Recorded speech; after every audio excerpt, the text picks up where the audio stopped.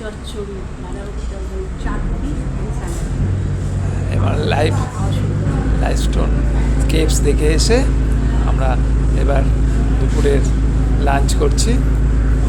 এখান থেকে আমরা এবার আবার পোর্ট বিয়ারের উদ্দেশ্যে চলে গাড়ি করে লঞ্চ পার হয়ে।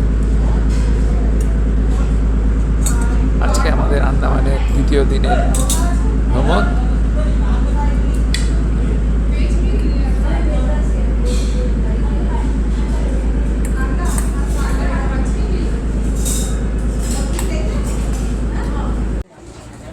এটা বারাটাং ঘাট যেটি, এখানে সব গাড়ি ভেসেলসে পার হয়। আমরাও এখানে পার হয়ে এলাম, বাস এতে পার হয়। এসে এখান থেকে বারাটাং কেভসের জন্যে এই খাড়ি দিয়ে যেতে হয়।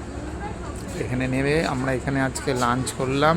খুব সুন্দর এই রেস্টুরেন্ট, বেশ পরিষ্কার পরিচ্ছন্ন রেস্টুরেন্ট, খুব ভালো খাবারের স্বাদও খুব ভালো।